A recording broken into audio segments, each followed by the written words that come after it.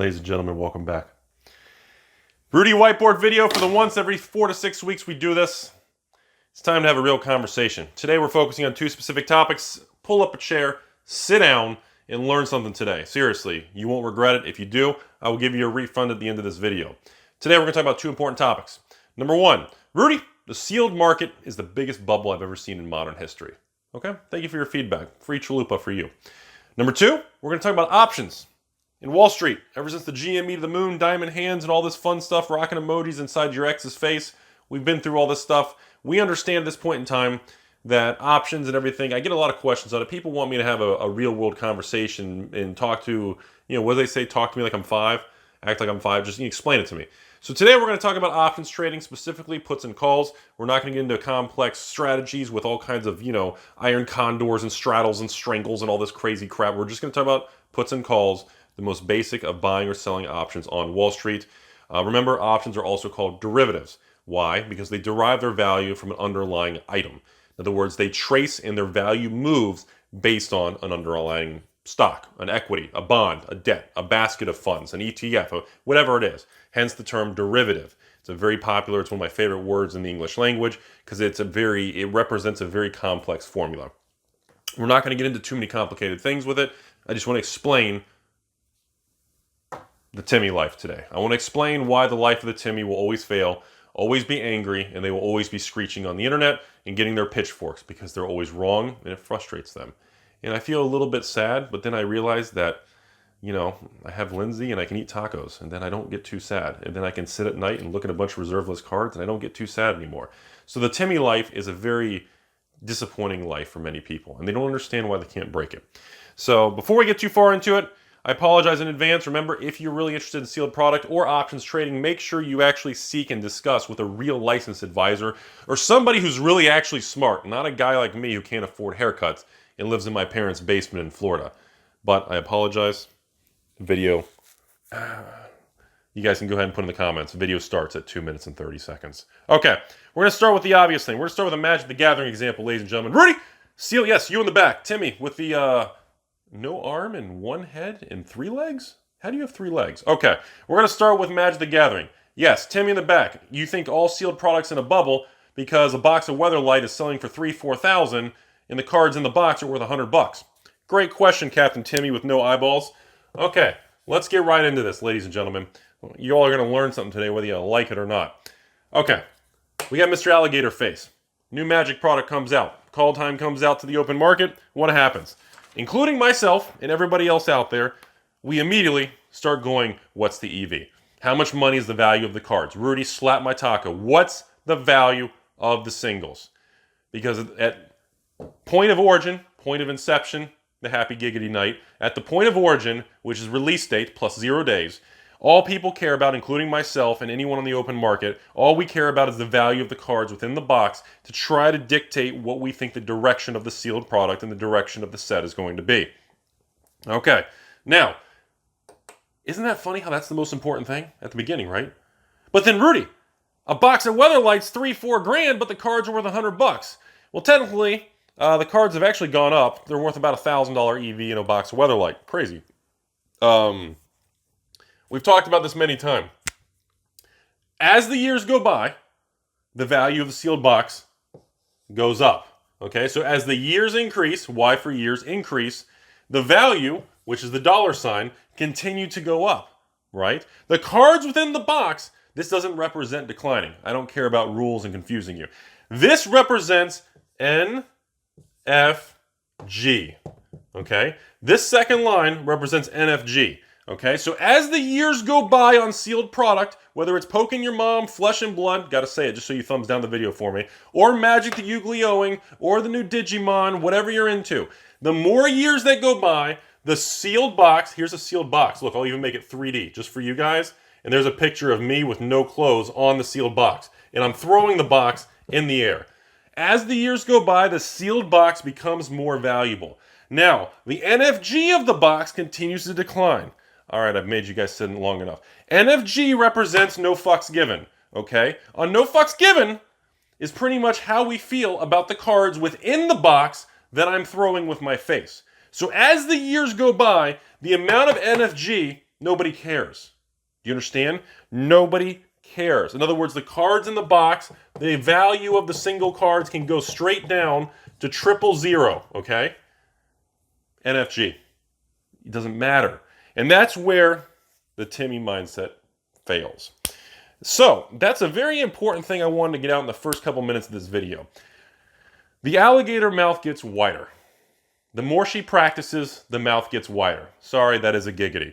The more the years go by, the spread gets wider. And that's because NFG, okay? The cards within the box are supposed to detach from the sealed box value. It is not a bubble. It's been that way since the dawn of time. You cannot have, for those of you who don't know what this is, we're going to write it in poop brown. We're going to put the word right here, ladies and gentlemen. Arbitrage. Is that even spelled right? I hope it's not, because I like the word rage and Arby's for curly fries. Do you understand? That's how arbitrage works. Anger and curly fries. So you can't have arbitrage, ladies and gentlemen.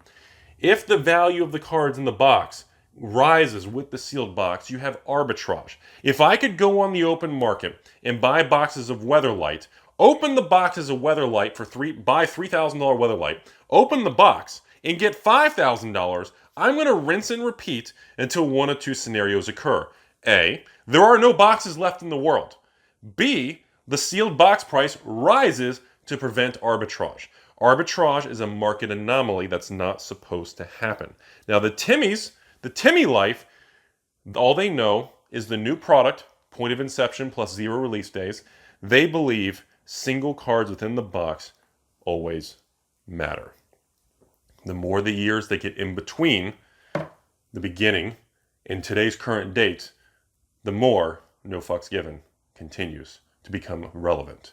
So you need to understand that. So when we look at a box today, ladies and gentlemen, when you look at a box of fallen tacos over here, you think to yourself, Rudy, I don't understand. What, Rainbow Veil's $10? Who's gonna pay $1,000 for Fallen Empires when everything's worth like a quarter? Okay, maybe some cards are a couple dollars now. It doesn't make any sense. It doesn't make any sense. That's how I know magic's in a bubble. And you, my friend, will continue to live the Timmy life because you don't see it. You can't see past your own nose. You are so short-sighted in seeing in today's market, you don't understand the big picture of anything in this world. The big picture is usually the iceberg under the water. It's you have to dig and kind of figure out, wait a minute, I thought this was just a little tiny carrot in the ground. I dig in the ground, it's not a little carrot. There's an entire empire underground. And that's what the Timmy life doesn't seem to understand. And that's why the Timmy life always struggles. It'll be 5 years from now, 10 years from now. They will continue to be angry and upset, and they will struggle financially because the decision making is the core component of the problem. It's not that they weren't born into a trust fund. I wish I had a trust fund that would have saved me 10, 15 years of working and turning wrenches at automotive and waiting tables and slinging drinks and trying to go to school and get these real jobs. The real world is that it's not about what you're born with, although that can help speed things up. It's not really about how much money you have right now. It's not really about what kind of job you have right now. It's about your mindset and what you plan on doing. And that's really dictates the direction of the future. Yes, having more capital and resources up front, you can accelerate the process. You can't say, well, Rudy, I don't have any money and I can't do anything. That is a mindset of, I choose to stay that way. You need to choose to make a different decision because clearly what you're doing must not be working. And that is a personal decision that you have to change something. If you don't have enough money, you need to get a second job. You need more money, you need to make more money by getting a second job, a side hustle, or changing jobs, or quitting. You need to line something else up. Do it responsibly, do it cautiously. Don't just run out there middle finger and run out the back door. Giggity? And, it's about the Timmy life and the mindset. So that's the first part of this video. So as you can see, that is the true understanding of why sealed product moves the way it does. Last year in 2020, in the third, fourth quarter, when I started buying shards of Alara booster boxes for between $300 and $330, and I got up to about 40, 50 boxes, I had a hard time finding more because there just weren't any on the open market. I knew they existed, but I knew the people who had them were going to start becoming very resilient to selling me those additional boxes. So, anyways, part 2 of this video as we continue forward, everybody. On the shards of Alara boxes, I knew they were $500 to $800 boxes. Now, the market overshot and put shards of Alara at like $1,000, $1,200 a box because we had a huge surge of inflation across the board, which I did not factor into my calculation at the time. But I knew a box that was literally 10 years old, that was very unique and had a bunch of bizarre crap, was extremely cheap and undervalued. Same thing with Conflict, same thing with Scars of Mirrodin, Mirrodin Besiege, blah, blah, blah. So, the reason the market never raised the price before I started buying that particular thing is because the market had the Timmy Life mindset that $300 a box was correctly priced. And they justified that because they said, well, if a Scars box is, what's a good example? If a Shards of Alara box is 300 and the cards in the box are 100, well, clearly, you know, a multiple of 3x is the correct price for a Shards of Alara box, right? That's incorrect. A Shards of Alara box is what? What year was that? Was it 10 years old? So we are way out here. A Shards of Alara box is 10 years old. Do you realize how big the No Fox Given is? We're way down here. So the cards in the box and the value, they shouldn't even have any correlation almost anymore. Literally, the correlation should literally be like a 1% part of the calculation of the variable of the sealed product when I look at it. And that's what I did. I assigned a value. I said, if the cards in the box are $100, a Shards of Alara box should be $600. And that was my price target. Now, of course, during this time period, we also experienced tremendous inflation and outside variables that accelerated the $600 price target to $1,000. It overshot it. Now, we may see a retrace back to $700 to $900, which really doesn't mean anything to me one way or the other. And if it actually goes back to maybe even $400, $500, I'd buy more. But at this point in time, you're never going to get back to the original $300.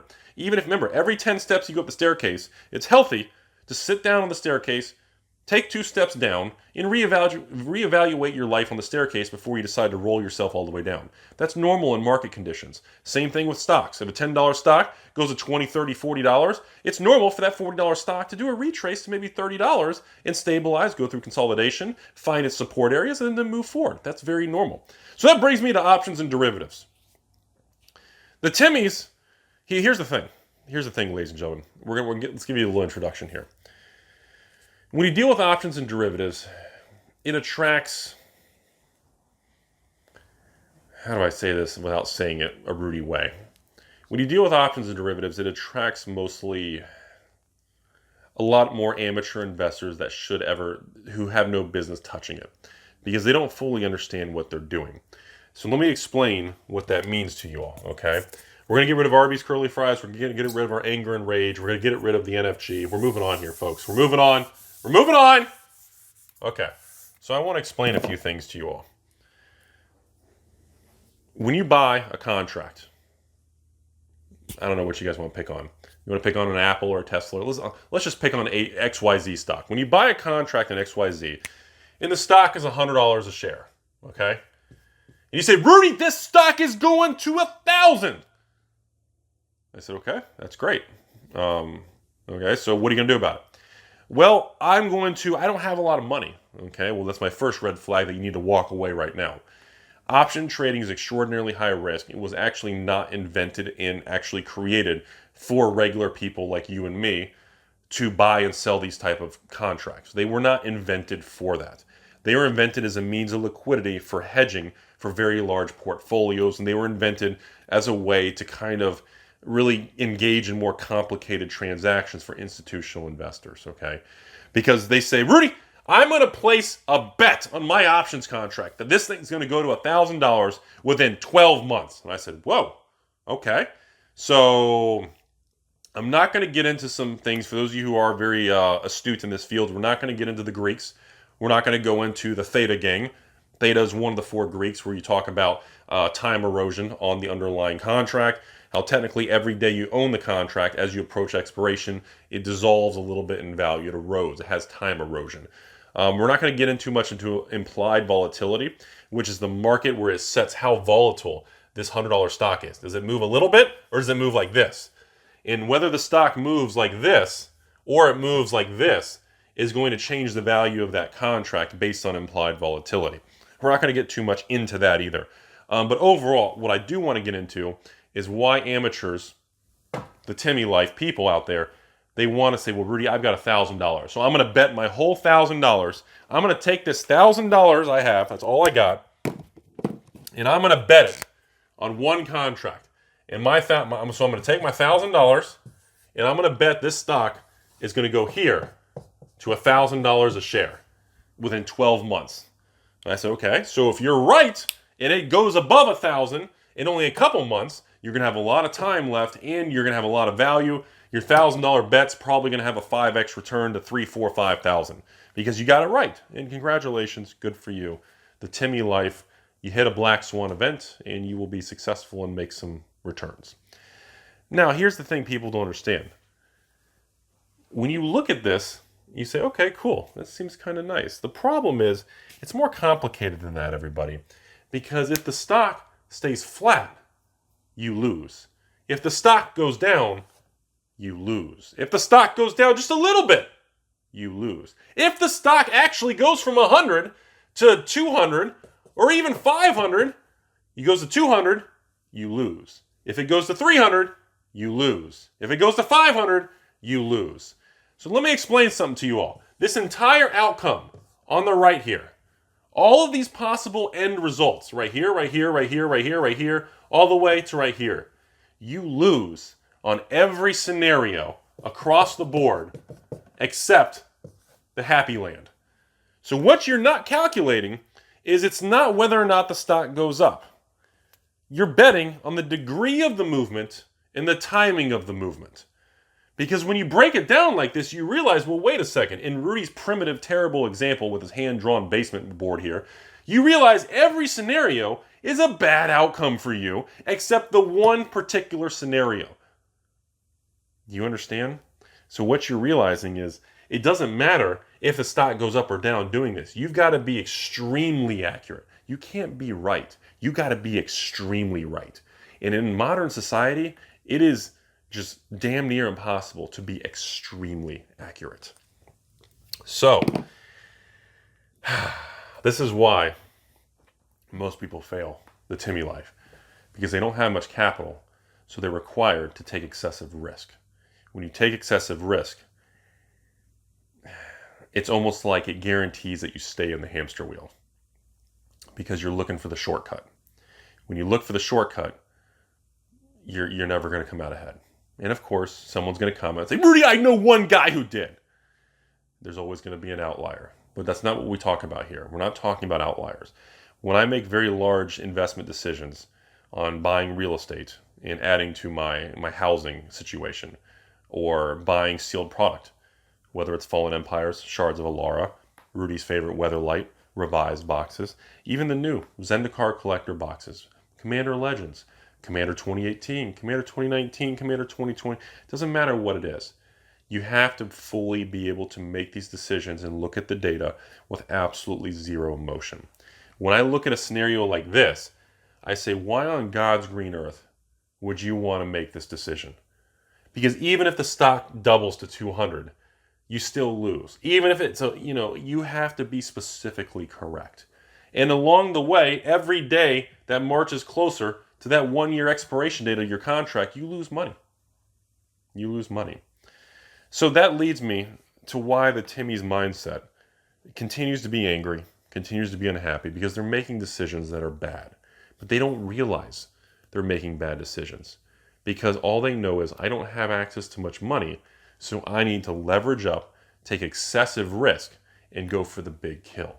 And going for the big hits, the big kill, and trying to hit it big will lead you to the Timmy trap where you never get ahead. Because you're taking excessive risk. Okay, let me explain something to you all. Wealthy individuals who've already made it in this world, who have net worths in the millions, they don't do stuff like this. Regular working people are so desperate, and I know that sounds terrible, everybody. They're so desperate to get ahead or get out of debt, or they're frustrated at their job or their boss. They literally will do anything to better their life. And I respect the hustle. You got to respect that drive of wanting. But at the same time, they're trying to take shortcuts. Options are shortcuts. They are situations where people are trying to get rich by using a small amount of money. We've talked about it many times on this channel, folks. On part 3 of this video, we've discussed it with you all, and we've said many times, you cannot take shortcuts in life because you're stacking odds against you and you're taking excessive risk. This is a great example of, again, higher net worth individuals, people with big collections. They don't do this kind of stuff, folks. They don't take these kind of risks. I don't take these kind of risks. I think it's crazy. It doesn't work.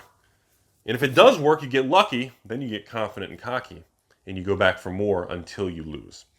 And like I've tried to explain to everybody on this in this YouTube channel, when it comes to collectibles and stocks and bonds, you have to manage risk. If you take shortcuts, you're gonna get slaughtered, and you can't do that. Because what people fail to understand when it comes to buying and selling contracts on Wall Street is it is skewed against you. You're not betting on whether or not you're going to be right or wrong. You're betting on the timing of being right or wrong. And the timing is the ultimate black swan, impossible thing to predict in this world. You cannot predict timing of anything in this world.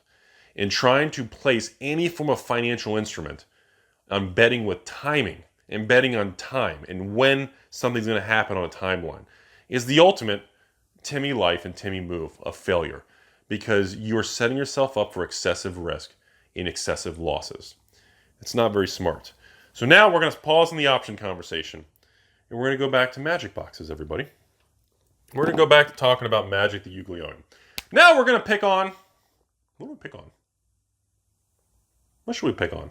You guys want Scars or Mirrored Ender Set? Or let's pick on something different. Should we pick on Kaldheim? No, we picked on Kaldheim a lot lately.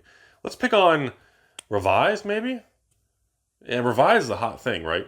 Okay, yeah, let's pick on Revised. That's a hot thing right now. So a Revised box today, I don't know what you guys want to say, $15,000 for a Revised box. So let's say a Revised box at $15K for one box right now. Rudy, is that a bubble? Should I touch that? Should I walk away? Revised at $15K. Feels like a bubble, man. Feels like a scam. Is it? So as we talked about before, why Rudy would feel comfortable putting $15,000 in a box of Revised when I'm not comfortable placing a bet or an options contract or a derivative on Wall Street with a timer. I don't like the timers.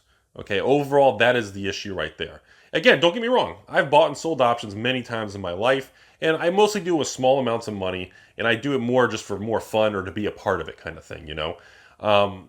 It kind of is what it is. You know, that's really about all I have. I mean, overall, though, I don't really engage in a lot of it with really large amounts of money. I may take $500 or a couple $100, and I may buy a little option contract. It pops up 10-20% in a day or two, and I'll close it out, or I'll lose $100. I'll do just mostly for fun. It's really more for entertainment, and I just like to be a part of it and still play in it. But it's not something I'm doing as a long-term play like I would buying a $15,000 box Revised. Now let's explain this example here. $15,000 box Revised, there's no expiration date. Well, people could say in 1,000 years, maybe the cardboard breaks down, I guess. You know, you could kind of argue something like that. There's no expiration date like there is on a Wall Street options contract. Okay? We also know the supply is very low and very tight. It's a very good giggity on there. It's a very low supply of the Revised box. So let's I guess we'll write down what we know for a fact. So we know for a fact we have low supply, right? Sorry, my left-handed handwriting is going to come out. We know for a fact that there's no expiration. So there's no X.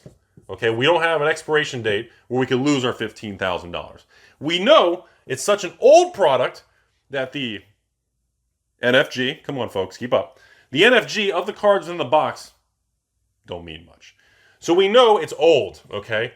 We know it's very old. We know it has reserve list cards, and we know that chances are it has a higher probability of the actual EV of the cards actually going up than they do going down. So let's look at all the variables. We know there's a finite amount of supply. I know some people are going to immediately say, it's like, Rudy, it's like Bitcoin. There's only so many Bitcoins. It's not like Doggy Coin or Dogecoin. Rough. Even though I still think it's the greatest thing ever. I do own Dogecoin because it's just the best meme ever. And it's so ridiculous. It's probably going to work, and it just cracks me up. It just cracks me up. It's a picture of a cute dog. Who cares? So low supply, the supply is finite. There is a certain amount of these boxes that are left in the market. We know you can hold them whenever. If they don't go up or if they go back down to 12K, just wait. You're not on a timer. You don't care what happens. You know they're very old. Therefore, it's, you know, no matter what the internet will tell you, the ability to counterfeit very old cards and very old things is very, very difficult, especially as paper ages, the plastic seals age. It's very, it's very easy to more counterfeit newer technology, newer items, newer cards. It's very, very challenging to counterfeit very old items. The older it is, the harder it is to counterfeit very good, especially as the paper, card stock, and the certain materials age, and they aged it. It's very difficult. So we also know it has reserve list cards inside of our $15,000 revised box. We also know these reserve list cards have a very high probability of continuing to either stay flat or increase in value. And if they go down in value, it's short term. So we also know we can make an assumption based on all these variables right here. We can take all these categories of 4 things right here, knowing that this is the outcome, that chances are it's going to come back to this and push this to probably 20K plus. So based on the data and the underlying things that we pay attention to, it tells us that we are playing in a field, a playground, this is Rudy's playground now, that doesn't have the same risk reward as buying a derivative or an option contract, because there's no expiration dates, you don't have the extreme leverage, and it's a very different beast. I like this playground. I understand this playground, and the risk reward is a lot more comfortable for me to sleep at night. Now, what has happened recently is, unless you've been living under a rock, Revise, this is a great example of long-term EV that actually continues to really support it, which, again, the box is 20 plus years old. The value of the cards in the box are never going to hit $15,000. Let me be straightforward with you all. And people who say you open a box Revise and you get $1,000 worth of cards, why would you pay $15,000? Well, actually, I think last I saw, expected value of a Gem Mint box of Revise cards, isn't it like $2,000 now or $3,000? I'm not sure. It's okay, let's just say $2,000. Let's make it easy. So if a box Revise is an expected value, an EV of 2.5K, and the sealed box is at 15K, well, wait a minute, that doesn't seem too bad, now does it? Does that seem bad to you guys? That's like, what is that, a 6X? I think it's a 6X multiplier of the value of the cards of the sealed product. That's nothing. So that brings me to the next interesting topic for you all. We're going to erase the revised over here, and I want to show you guys something. So 3-4 years ago, when I started buying Stronghold boxes, this is what happened. The EV of Stronghold boxes hit $500 a box. And this was due to Sliver Queen and Mox Diamond popping in value. So all near mint condition cards in 2018, 2019, the Sliver Queen and Mox Diamond and near mint started to hit an expected value of $500 for a box of Stronghold. And then I did a couple Stronghold box openings. And I realized the average box of Stronghold actually has more than one Mox Diamond or Sliver Queen. Of those 2 cards, you tend to get a total of 3 to 4 per box. Even a bad box would be 2 or 3. I learned very quickly that EV may not even be very accurate. And at that particular point in time, a box of Stronghold had just hit $1,000 a box, everybody. And I thought to myself, wait a minute, an EV of 500, a sealed value of 1,000, a ratio of 2? 2x? It's like, what? So then I stood back and I asked myself, is Mox Diamond, Sliver Queen, and actually it was an Ensnaring Bridge, a bunch of other cards, they're either overpriced, and those cards have to go down in value, or these sealed boxes, whatever's left in the world, is the most undervalued thing I've ever seen in the last couple of years. And that was the point in time that I expanded from 5 boxes of Stronghold to 25 boxes of Stronghold. Can you guys see that? 25 boxes of Stronghold. Interesting. I felt very, very bullish and very, very, very, very confident. All right. Going in 30 minutes of this video. I know, what is this, like part 3, I think? Holy cow. So in part 3 of this video, as I told you guys, I expanded my Stronghold position because I saw this. This was the catalyst that made me make my huge move in Stronghold. Same thing with Weatherlight, that'll be another video, but this was the catalyst right here. Right here, ladies and gentlemen. I'm gonna put this in green. This is probably the most important Oh, that marker doesn't work? Well, that's flipping disappointing. Do we have a green that works? All right. So this right here was the moment. That was my tipping point, as they say. Google it. Great book. You should read that. Go on Amazon, Tipping Point. That was the tipping point for me when I saw that. Because I knew at the end of the day, this had to come down or this had to go up. And if I had to pick between 50-50, these reserve list cards like Mox Diamonds and Sliver Queen. And by the way, now there's a bunch of other cards in Stronghold that have actually skyrocketed that I didn't even calculate. I based the whole thing on literally Mox Diamond, Sliver Queen, and Snaring Bridge. And now there's a ton of other $5, $10, $20 cards that completely just ruins this. So now we fast forward, ladies and gentlemen, into 2021. This box has gone to $10,000. $10,000 for a box of Stronghold. I saw a sold one for $9,000. Okay, so we got a 10x. We got a 10x gain over here. Crazy, huh? So the question is, are we still at that? No, we're not. This moved up a little bit. Moved up to an EV of about $1,000, which was actually quite impressive. And I actually still think that's a little low because of duplicate multiple rares. Look on this YouTube channel. Go to Alpha Investments Stronghold box opening. I actually opened a box of Stronghold for a patron years ago. He paid me $499 for that box of Stronghold. He hit 2 Mox Diamonds and 2 Sliver Queens. He hit 4 in one box for $499. And you know what the funny thing is? I know the guy doesn't watch this channel. After we did that transaction, he closed his account, cursed me out, and told me I was the worst thing that ever happened to Magic. Yeah. And that was the guy who did the most epic Stronghold box opening ever. $500 and he got all those amazing cards. I think he even sent them off for grading. Probably 10x'd his money. Anyways, fun fact about life, isn't it? Life works in funny ways, ladies and gentlemen. So, the question you got to ask yourself now, if this only went from here to here, and this went 10x in growth, is this accurate? Is this right here, are these two numbers in line? So now we go back over here, we put these together right here.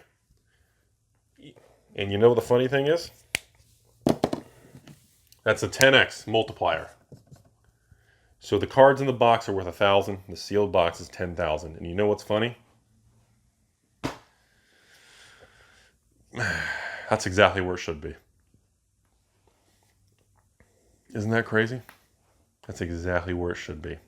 And the market figured out what the true value of the price of the box is. The market revalued the price of the box because the market got it wrong. The market was screwed up and distorted because of price memory. And the market was wrong for years. This is actually the correct price for a box of Stronghold. A good deal for a box of Stronghold would probably be $5,000, $6,000, $7,000. The actual value of a box of Stronghold, I do believe, is actually justifiable at $10,000 a box. And I do think long term that will continue to rise because I think this will continue to rise. And I think the lack of low supply as people do box openings, and I do believe in the future also. And I know a lot of you don't want to hear this. I do believe, similar to what Pokemon is going through, there will be a time that Magic goes through it, where I think we're going to have a lot of streaming people selling slots like Pokemon box openings and big YouTubers and doing everybody buys one pack of Stronghold. And I do think Magic will have its day. I don't know if it's going to be next month, next year, or 10 years, but it's going to have its day. And all that's going to do is make this supply lower and drive up the price and, of course, drive everything up across the board. And by that time, the boxes are going to be even more older, and I don't think it's going to matter. So essentially, think about it. That's the right price. Now let's jump over to Revised again. Revised box, $15,000. Expected value of Revised box is over $1,000 a box. It's like $1,200, $1,300. Guess what? $1,200, $1,300 EV on Revised, $15,000. Guess what? It's the same 10x ratio. Kind of coincidental, don't you think? Box of Weatherlight. Box of Weatherlight, Rudy. Box of Weatherlight used to be $400, right? A box of Weatherlight, a box of Weatherlight, wrote down the wrong spot. Used to be $400, and the cards within the box of Weatherlight actually used to be $100. Now, which is like a 4x ratio there, which is about where it should be, right? That's where it should be. How old is Weatherlight? Wait. 20-something years old and it's 4x? Seems a little funny, doesn't it? So a box of Weatherlight skyrockets to $3K, $3,000. So what did the expected value of Weatherlight go to? $200-$300? No. The expected value of Weatherlight, as I had predicted, the market got it wrong.